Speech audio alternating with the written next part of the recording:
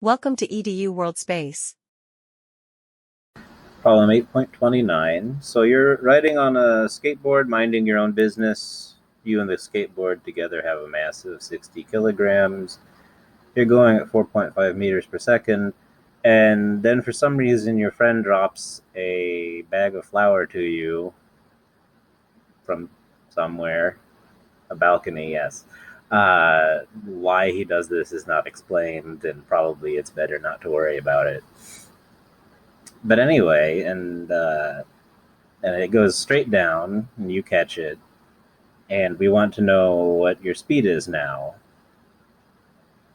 Now, it's worth noting that here, everything that's happening that's changing anything other than your mass, anything to do with any forces acting on you, is directed into the ground, and so the momentum in the vertical direction won't be conserved.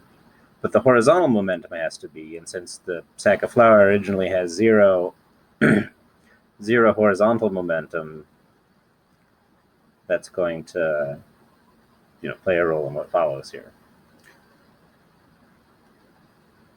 So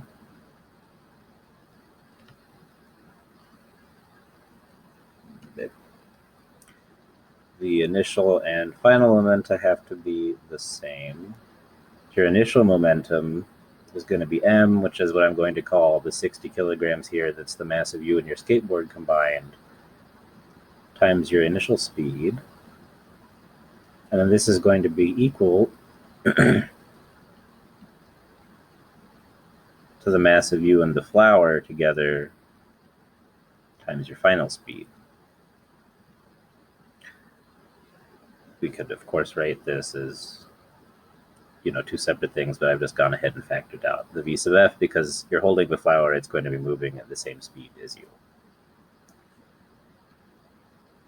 So then this pretty quickly gets us what we're looking for. This is going to be the ratio of the masses times your initial speed. So this will be 60, this will be 62.5 kilograms. This is your 4.5 meters per second. And you get slowed down to 4.32 meters per second. So now the second part, B, asks, since the sack was dropped vertically, how can it affect your horizontal motion? Explain. And I sort of mentioned this before, but in order to conserve the momentum in the horizontal direction, the sack of flour initially had none, and so you have to give some of the momentum you had originally to the sack of flour, which means you're going to be speeding down or slowing down. So that's that. I'm not going to write too much here. And now C, try to rid yourself of the extra weight by throwing the sack straight up. What will be your speed while the sack is in the air? And explain that. Now, unfortunately, you're not going to speed back up again, which is probably what you would think intuitively.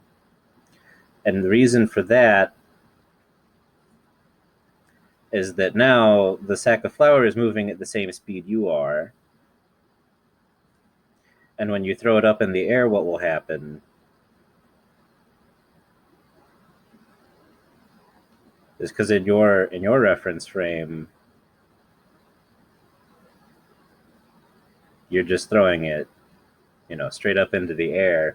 But because in a reference frame attached to the ground, say, it was moving to the right with the same speed you were.